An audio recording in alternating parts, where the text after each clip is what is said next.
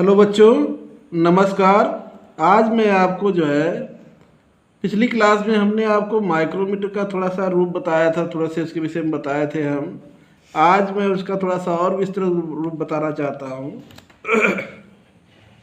जैसे कि ये मेरा आउटसाइड माइक्रोमीटर है,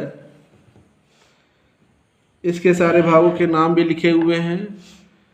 माइक्रोमीटर हमारा जो है, ये जो माइक्रोमीटर है ये आउटसाइड माइक्रोमीटर है। इसके द्वारा हम किसी भी जाप की बाहरी मेजरमेंट कर सकते हैं। आउटसाइड डायामीटर, आउटसाइड जो है लंबाई चौड़ाई मोटाई, ये जो है इसके साइज के आधार पर हम चेक कर सकते हैं।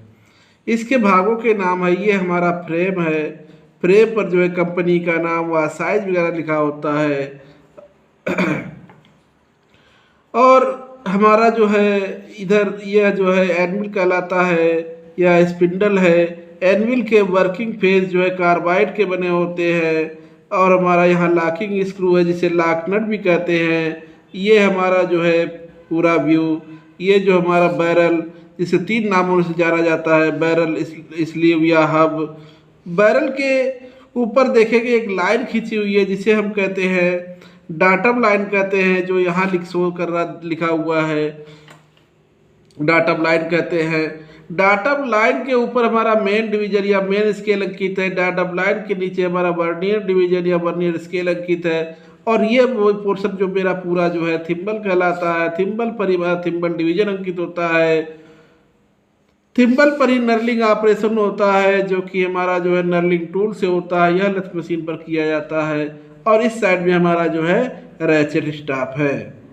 अब हमने यहाँ पे फिगर बनाया है जो है बैरल पर। बैरल, ये बैरल पर दिखा रहा हूँ। बैरल पे ये हमारा जो सेंटर लाइन जो खींचा गया है,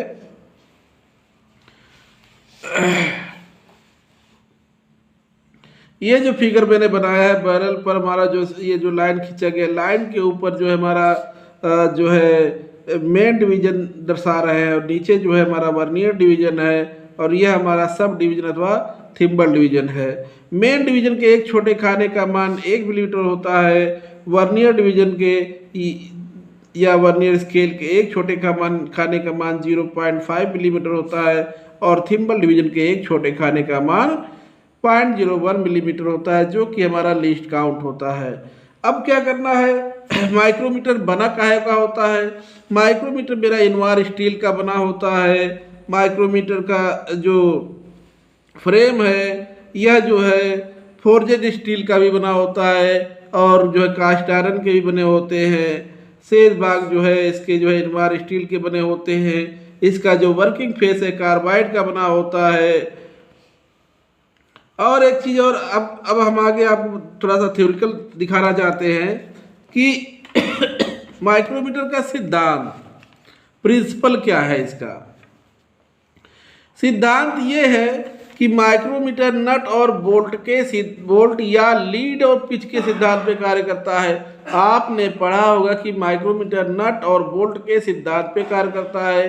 तो नट और बोल्ट और कहीं कहीं पे लीड और पिच भी दिया हुआ होता है। ये दोनों ही ऑप्शन मेरे सही हैं। नट और बोल्ट और लीड और पिच। नट क्या होता है?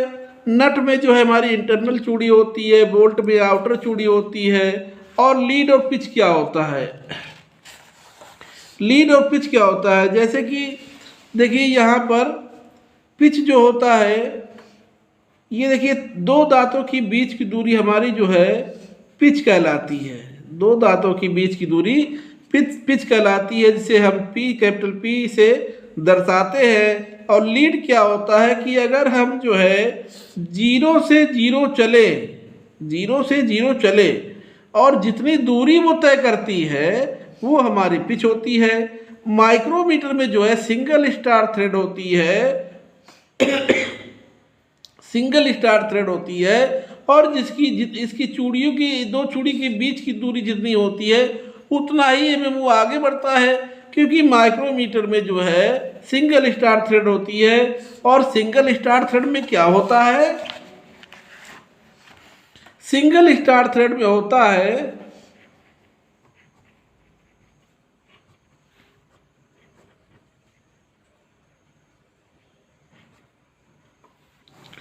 सिंगल स्टार्ट थ्रेड में होता है लीड और जो है पिच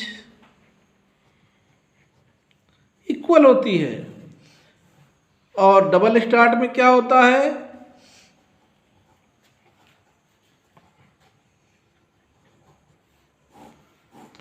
पिच तो हमारी वही रहती है लेकिन लीड हमारी जो है दो गुनी हो जाती है। मतलब वही थ्रेड है लेकिन डबल स्टार्ट में है जो है ये दो गुनी स्पीड से चलती है, लीड दो गुनी हो जाती है। और ट्रिपल स्टार्ट में क्या होता है,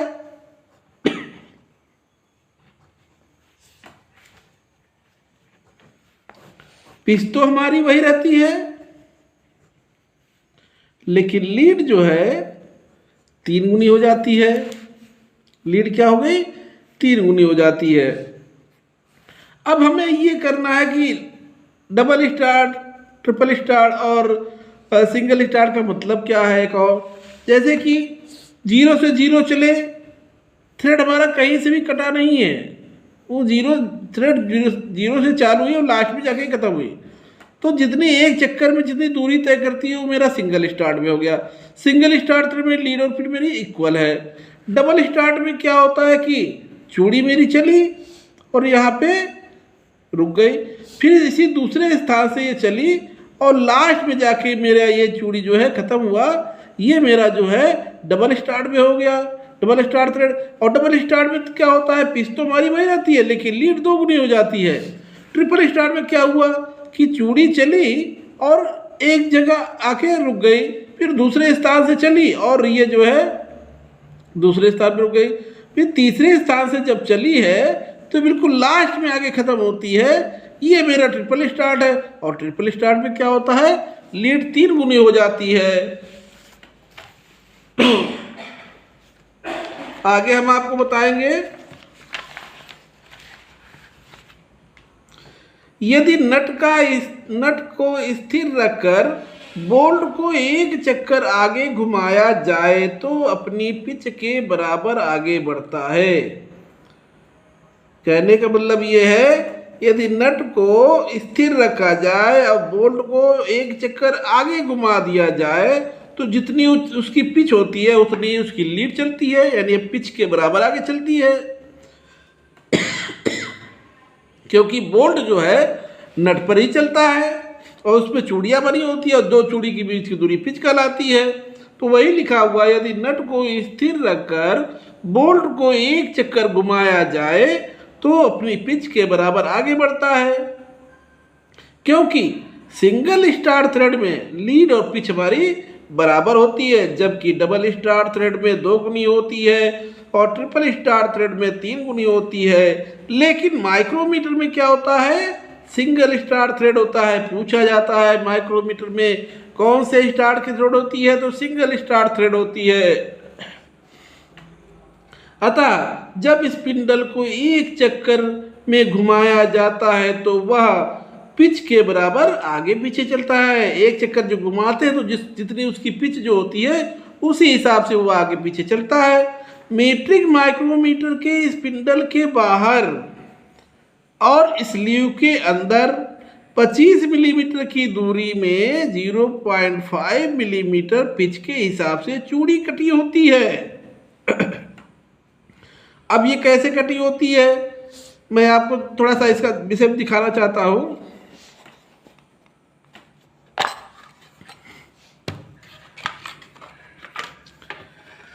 ये देखिए, ये हमारा जो है फ्रेम है, ये एनविल है, ये स्पिंडल है, ये वर्किंग फेस है जो कि कार्बाइड के बने होते हैं, यह लॉकिंग स्क्रू है, ये मेरा जो मैं मूवमेंट कर रहा हूं ये हमारा जो है थिम्बल है, और ये बैरल है, ये रैचेट स्टाफ है। थिम्बल और रैचेट स्टाफ पे नर्लिंग ऑपरेशन होता है। यह हमारी डायमंड नर्लिंग है, लेथ मशीन पे की जाती है, नर्लिंग टूल से की जाती है। और यह जो है नट और बोल्ट के, मैं आपको इसको ओपन करके दिखाता हूँ कि नट और बोल्ट के सिद्धांत पर क्या कैसे क्या। देखिए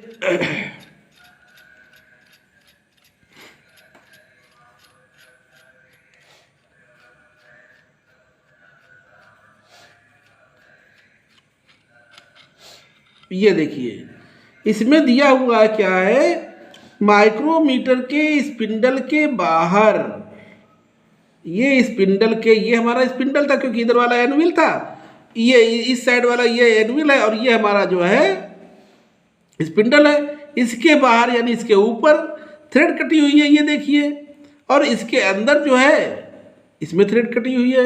नट में इंटरनल चूड़ी होती है, बोल्ट में आउटर, ये नट और बोल्ट की तरह कार्य कर रहा है। और चूंकि लीड और पिच इसलिए क्योंकि इसमें थ्रेड कटी हुई है, दो चूड़ी के बीच की दूरी पिच कहलाती है, और 0 से 0 हम चलते हैं तो जितनी दूरी वो चलती है वो लीड कहलाती है, इसलिए लीड और पिच हो गया।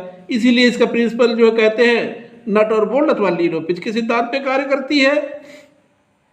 और इसमें क्या दिया है, ये 0 से 25 वाला है, देखिए फ्रेम पे लिखा हुआ 0 से 25, तो इसमें दे रहा मीट्रिक माइक्रोमीटर के स्पिंडल के बाहर यानी इसके ऊपर और स्लीव के अंदर, ये बैरल स्लीव या हब, इसके अंदर 0.5 मिलीमीटर पिच के हिसाब से, कहने का मतलब इसके दो चूड़ियों के बीच की दूरी कितनी होगी, 0.5 मिलीमीटर पिच के हिसाब से चूड़ी क्या होती है, कटी होती है। अतः जब स्पिंडल एक चक्कर आगे घुमाया जाता है तो 0.5 मिलीमीटर आगे बढ़ता है। यदि उस पूरे चक्कर का केवल 50वां हिस्सा घुमाया जाए तो स्पिंडल आगे बढ़ेगा। क्या फार्मूला होता है इसका लीस्ट काउंट निकालने का, माइक्रोमीटर की पिच बटे कुल थिम्बल डिवीजन। माइक्रोमीटर की पिच कितनी होती है, 0.5, और या हम उसे आधा एम कर सकते हैं, या बटे, और इसको क्या करते हैं, देखिए इधर इसको थोड़ा समझाते हैं आप लोगों को।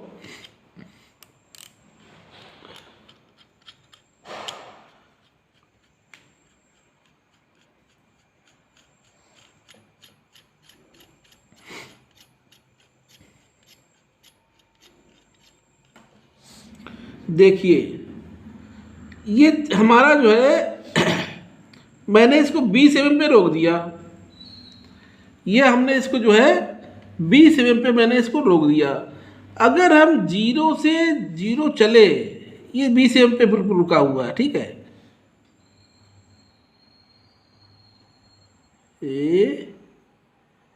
ये हमारा 20 mm पे पूरा हो गया, ये यहां पर। अब देखिएगा एक छोटा खाना कितना था, थिम्बल का ध्यान दीजिएगा, थिम्बल का एक छोटा खाना हमारा कितना था, 0.01, तो 5 छोटे खाने 0.05, और ये 0.05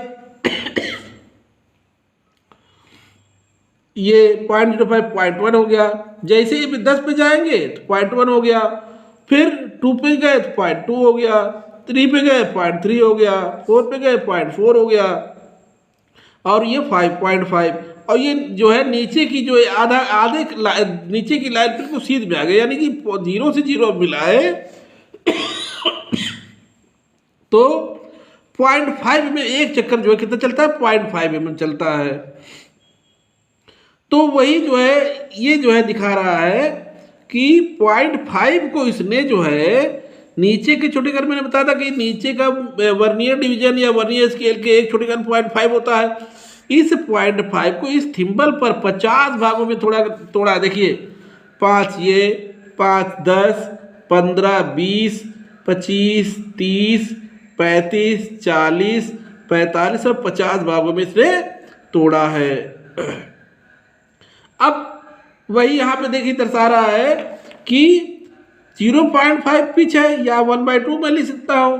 और फार्मूला के कुल थिम्बल डिवीजन क्या, 0.5 को 50 भागों में तोड़ा है, तो कुल थिम्बल पे जो है 50 भाग 1/2 डिवाइडेड बाई 5, इसको हम कैलकुलेशन करेंगे तो हमारा जो है 0.01 मिलीमीटर इसका लीस्ट काउंट आ जाएगा। इसके थिम्बल के बेवेल एज को 50 भागों में विभाजित किया गया है। ये देखिए यही 50 भागों में जो है इसकी जो वर्नियर स्केल या वर्नियर डिवीजन के एक छोटे खाने के मान को इस पर जो है थिम्बल पर 50 भागों में इसने तोड़ा है। आगे हम आपको बताएंगे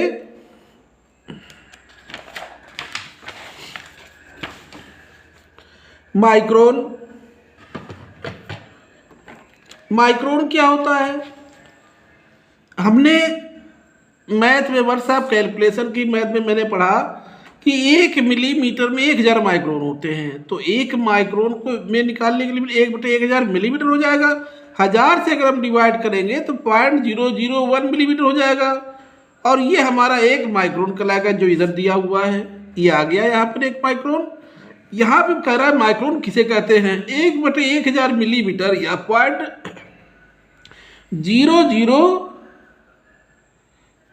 0.001 मिलीमीटर को 1 माइक्रोन कहते हैं। यह माप मीट्रिक वर्नियर माइक्रोमीटर से मापा जाता है। माइक्रोमीटर किस धातु का बना होता है, माइक्रोमीटर इनवार स्टील का बना होता है, लेकिन कई माइक्रोमीटर की फ्रेम जो है फोर्जेड स्टील या कास्ट आयरन की बनाई जाती हैं, और स्पिंडल तथा एनविल के फेस जो कार्बाइड के बनाए जाते हैं। अब माइक्रोमीटर का लॉक नट का क्या प्रयोग है। माइक्रोमीटर से माप लेते समय रीडिंग हिल ना सके, इसके लिए लॉक नट से स्पिंडल को जाम कर देते हैं, इससे शुद्ध रीडिंग प्राप्त होती है। अब हमें मेजरिंग करनी है, लॉक नट से हम टाइट कर देंगे तो क्या होगा, हिलेगा नहीं, और जब हिलेगा नहीं तो मेरी रीडिंग शुद्ध प्राप्त होगी। वहीं लेकिन माइक्रोमीटर को लॉक करके कभी भी गेज की तरह प्रयोग नहीं करना चाहिए। अब गेज क्या होता है, गेज हमारा जो है आगे चैप्टर में पढ़ेंगे, गेज एक निश्चित मापीय औजार है, यानी कि गेज से अगर हम 10 mm इंटरनल या आउटर चेक करते हैं तो उतना ही चेक करें, कम या ज़्यादा चेक नहीं करते हैं, तो इसको कभी गेज की तरह प्रयोग नहीं करना चाहिए। इसका दूसरा नाम, लॉक नट का दूसरा नाम क्या है, लॉकिंग स्क्रू है। इसके आगे सेफ और अनसेफ माइक्रोमीटर किसे कहते हैं, सेफ माइक्रोमीटर उसे कहते हैं जिस माइक्रोमीटर की रैचेट स्टॉप अगर काम करती है तो वो हमारा सेफ माइक्रोमीटर होता है। इसके द्वारा मापा गया माप शुद्ध होता है, और जिस माइक्रोमीटर की रैचेट स्टॉप काम नहीं करती है वो हमारा अनसेफ माइक्रोमीटर होता है। इसके द्वारा हमारा मेजरमेंट जो है शुद्ध नहीं आता है। और इसमें एक चीज और बताना भूल गया आपको, जब माइक्रोमीटर से हम लोग मेजरमेंट करते हैं तो जहां पे ये टर की आवाज आने लगी, देखिए टर की आवाज आ रही है, तो इसका कहने का मतलब है कि अब इसको जो है ज्यादा प्रेशर मत दीजिए। माइक्रोमीटर जब टर की आवाज करने लगे तो इसे आवश्यकता से ज्यादा दबाव नहीं देना चाहिए। अब इसमें जो भी मेजरिंग इंस्ट्रूमेंट्स है, मेजरिंग इंस्ट्रूमेंट का मेजरमेंट लेने के लिए इसको सबसे पहले हमें इसकी एरर को चेक करना चाहिए। अगर इसमें एरर आ जाता है तो हम इसको जो है सी स्पैनर से भी सही कर सकते हैं। सी स्पैनर सही करने के लिए इसको क्या कहते हैं, सी स्पैनर या हुक स्पैनर भी कहते हैं। ये देखिए बैरल पर जो है ग्रूव बना हुआ है, हल्का सा होल है, इसमें इसको फंसा कर जो है हम इसको जो है एडजस्ट कर सकते हैं और इसकी एरर को ठीक कर सकते हैं। तो बच्चों अगली क्लास में मैं आपको और भी डिफरेंट टाइप के माइक्रोमीटर के विषय पढ़ाऊंगा। धन्यवाद, नमस्कार।